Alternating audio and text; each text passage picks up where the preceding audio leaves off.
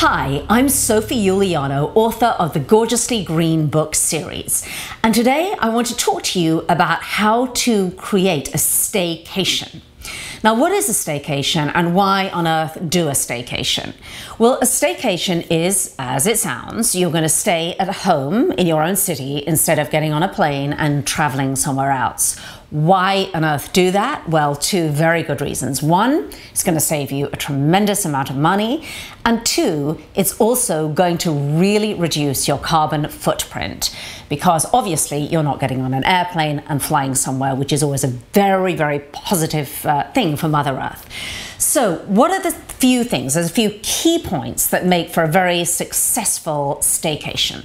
Number one is the planning. Now, make sure that you plan it as you would a regular vacation. So on a regular vacation, you're going to be getting online and you're going to be picking your hotel, you're going to be picking your activities, you're going to be basically creating an itinerary.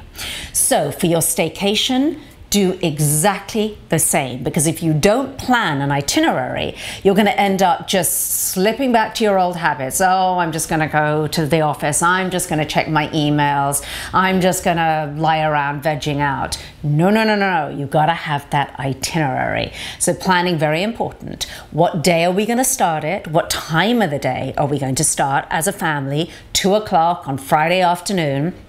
And then you're going to start planning things like, let's plan such and such a museum or art gallery. Let's go to a botanical garden that we've never been before, etc.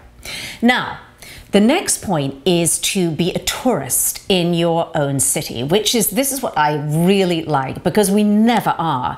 So maybe take a tour bus and go and look at sites that you would never even dream of going to see. Really fun, especially if you have kids.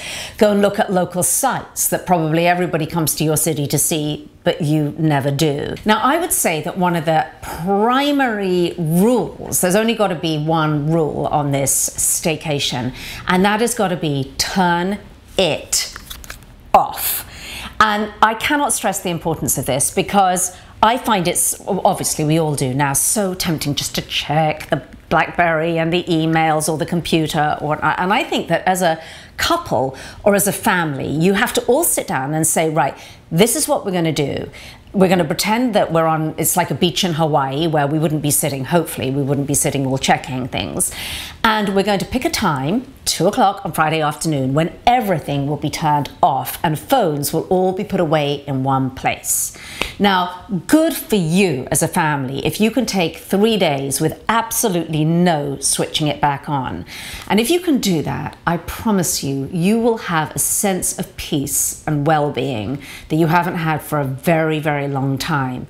Now, if there are some really urgent concerns, if you have teenagers that say, no way, or you have a serious office emergency, then maybe plan a check-in time, 10 minutes a day when you'll all just spend that 10 minutes to check in. So these are some very simple things that you can do to create a wonderful staycation. Finally, just think about the exercise factor, because in your own city or your own environment, you can do things like take hikes that you've never hiked before. You can all hire bicycles and decide that for 3 days, instead of even getting in your car, you're going to bicycle around your city. So to have a wonderful, relaxing vacation, you do not have to get on a plane or book an expensive hotel. Try having a staycation at home in your own city. So I'm Sophie Uliano, and you can always do things yourself for less money and do it gorgeously.